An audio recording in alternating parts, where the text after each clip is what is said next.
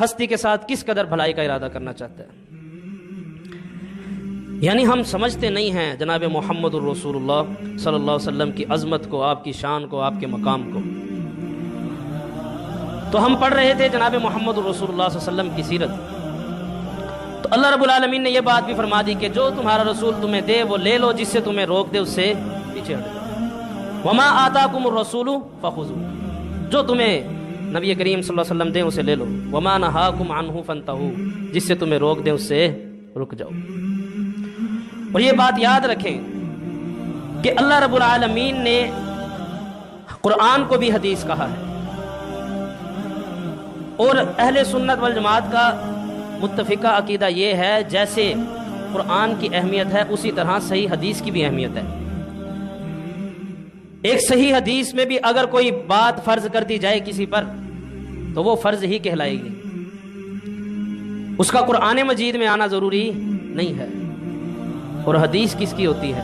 محمد الرسول اللہ صلی اللہ علیہ وسلم، یہ بھی آپ کی شان ہے، آپ صلی اللہ علیہ وسلم کی۔ صحیح مسلم میں ایک حدیث آتی ہے، اسی ضمن میں بتلا دیتا ہوں کہ جب حج فرض ہوا آپ صلی اللہ علیہ وسلم نے فرمایا تمہارے اوپر ہر حج فرض کر دیا گیا ہے۔ تو ایک صحابی کھڑا ہوا، اے اللہ کے رسول صلی اللہ علیہ وسلم کیا ہر سال؟ آپ خاموش رہے۔ پھر اس نے ادھر ادھر دیکھا کہ سب چپ ہیں، وہ بھی چپ کر کے بیٹھ گیا۔ پھر کھڑا ہو گیا، اے اللہ کے رسول صلی اللہ علیہ وسلم ہر سال فرض کر دیا گیا۔ آپ پھر خاموش، آپ نے کچھ نہیں بولا۔ اور اس نے دیکھا کہ اور صحابہ کا چہرے کا رنگ بھی بدل رہا ہے میرے بار بار سوال کرنے کی وجہ سے، بیٹھ گیا۔ پھر تیسری بار تھوڑی دیر گزری، پھر کھڑا ہو گیا، اے اللہ کے رسول صلی اللہ علیہ وسلم کیا ہر سال فرض کر دیا گیا؟ آپ صلی اللہ علیہ وسلم نے فرمایا اگر میں کہہ دوں کہ ہر سال فرض تو فرض کر دیا جائے گا ہر سال، اگر میں کہہ دوں کہ ہر سال فرض ہے تو ہر سال فرض ہو جائے گا۔ پھر فرمایا کہ تم سے پہلی جو امتیں تھیں وہ اسی وجہ سے ہلاک ہوئی کہ وہ کثرت سوال کیا کرتی، بہت سوال پوچھنا۔ جیسے وہ بنی اسرائیلی تھے نا، گائیں، اللہ رب العالمین نے فرمایا گائیں ذبح کرو، اس کے گوشت کا ٹکڑا اس بندے کو لگاؤ، یہ بندہ اٹھ کے بتا دے گا میرا قاتل کون ہے۔ قرآن میں یہ واقعہ آتا ہے سورہ بقرہ میں۔ انہوں نے آگے سے آگے سوال شروع کر دیے، گائیں کیسی ہو، اس کا قد کیسا ہو، اس کا رنگ کیسا ہو، کس نسل کی ہو، آگے ڈیٹیل کے ساتھ انہوں نے آگے سے آگے کثرت سوال شروع۔ تو میں یہ بات کر رہا تھا، بات ادھر ادھر نکل جائے گی کہ حدیث کی بھی وہی اہمیت ہے صحیح حدیث کی جو قرآن کی اہمیت ہے۔ حدیث بھی حلال و حرام کر سکتی ہے کسی چیز کو۔ اگر حدیث کہہ دے فلاں چیز حرام ہے تو وہ حرام ہے، اگر حدیث صحیح ہو، محمد الرسول اللہ صلی اللہ علیہ وسلم سے ثابت ہو، اور اگر حدیث کہہ دے فلاں چیز حلال ہے تو وہ حلال سمجھی جائے گی۔ اور حدیث کیا ہوتی ہے؟ محمد الرسول اللہ صلی اللہ علیہ وسلم کی زبان سے نکلے ہوئے الفاظ۔ ان ہوا الا وحی یوحی۔ حضرت ابو ہریرہ رضی اللہ تعالیٰ عنہ، میں یہ بات شروع کرنے سے پہلے آپ کو آپ صلی اللہ علیہ وسلم کی شان بتانا چاہ رہا ہوں۔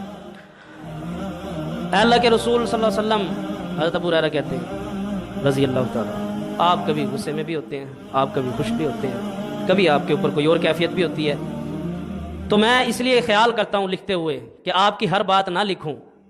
آپ صلی اللہ علیہ وسلم نے فرمایا اے ابو ہریرہ اللہ کی قسم لکھ، اس زبان سے حق کے سوا کوئی بات نہیں نکل سکتی۔ وما ينطق عن الهوى ان هو الا وحی یوحی۔ آپ صلی اللہ علیہ وسلم تو بولتے ہی اللہ کی مرضی سے ہیں، اللہ کی وحی سے ہیں۔ تو یہ ہیں، اس وجہ سے ہم جناب محمد الرسول اللہ صلی اللہ علیہ وسلم کی ہمیں سیرت پتہ ہونا ضروری ہے۔ آپ کی ایک ایک بات انتہائی جامع، مختصر، آپ کی باتوں سے اتنے مسائل علماء نے اخذ کیے ہیں کہ آپ اندازہ نہیں لگا سکتے کہ امام بخاری رحمہ اللہ ایک ایک حدیث کو 36 سے 37 جگہوں پہ بھی لائے ہیں، اور ایک حدیث سے 36 37 38 اس قدر مسئلے بھی ثابت کیے ہیں صرف ایک حدیث سے۔ اس کی وجہ کیا کہ جناب محمد الرسول اللہ صلی اللہ علیہ وسلم کو اللہ رب العالمین نے جامع کلام عطا فرمایا، یہ بھی آپ کی خصوصیت۔ بات آپ ایک چھوٹی سی کرتے لیکن اس سے مسائل اس قدر انسان اخذ کر سکتا ہے، بھلے جتنا بھی جدید زمانہ آ جائے، کوئی نئے سے نئے مسائل پیدا ہو جائیں، وہ محمد الرسول اللہ صلی اللہ علیہ وسلم کی حدیث سے حل ہو جائیں۔ یہ ہے حدیث کی اہمیت، اور یہ ہے آپ صلی اللہ علیہ وسلم کی بات کی اہمیت۔ اور یہ رتبہ مقام اللہ نے سب عطا کیا ہے جناب محمد الرسول اللہ صلی اللہ علیہ وسلم۔ اس لیے ہم کہتے ہیں کہ ہمارا امام تو امام محمد الرسول اللہ صلی اللہ علیہ وسلم ہیں۔ باقی ہر ہستی سے، ہر شخصیت سے، ہر بزرگ سے غلطی بھی ہو سکتی ہے، خطا بھی ہو سکتی ہے، اس سے گناہ بھی ہو سکتا ہے، اور وہ زبان سے کچھ غلط بھی بول سکتا ہے۔ جو غیر نبی ہے وہ کچھ بھی، اس سے ہم توقع کر سکتے ہیں کہ وہ کچھ بھی کر سکتے ہیں۔ اس لیے الہام تو اس کے اوپر ہو سکتا ہے، اس کو سچے خواب بھی آ سکتے ہیں، لیکن اس کی زبان ہمیشہ ہی حق کہے یہ کوئی دعویٰ نہیں کر سکتا۔ اس لیے امام بندہ اسے بنائے کہ جس کے بارے میں اسے پتا ہے اگر میں اس کے راستے پہ چلوں گا تو وہ اہدنا الصراط المستقیم کا راستہ ہوگا، غلطی، گناہ، خطا اس کا کوئی اندیشہ نہ ہو، جو پروان بھی چڑھا ہو اللہ کی حفاظت میں، اللہ کی نظر میں، جسے اللہ نے بچپن میں بھی خطاؤں سے بچا کے رکھا ہو، ایسی شخصیت ہو، اور وہ ہیں جناب محمد رسول اللہ صلی اللہ علیہ وسلم۔ کہ زمانہ جاہلیت میں بھی ابھی نبوت نہیں ملی، 40 سال کی عمر سے پہلے بھی جو دور ہے اس میں بھی کبھی شراب نہیں پی، کبھی جوا نہیں کھیلا، کبھی کوئی جاہلانہ کام نہیں کیا، کبھی ڈھول ڈھماکے باجوں والی جگہ پر نہیں گئے، کبھی بتوں کے آگے نہیں جھکے، کبھی بتوں کا نذرانہ نہیں کھایا، کبھی ان سے مانگا نہیں۔ نبوت ملنے سے پہلے بھی محمد الرسول اللہ صلی اللہ علیہ وسلم ابراہیم علیہ السلام کی ملت کے تھے، حضرت ابراہیم علیہ السلام کی توحید کو فالو کر رہے تھے۔ ایسی کوئی پاک ہستی ہے تو لے آئیں، اور وہ کبھی آنی نہیں، اس کا بھی فیصلہ ہو چکا۔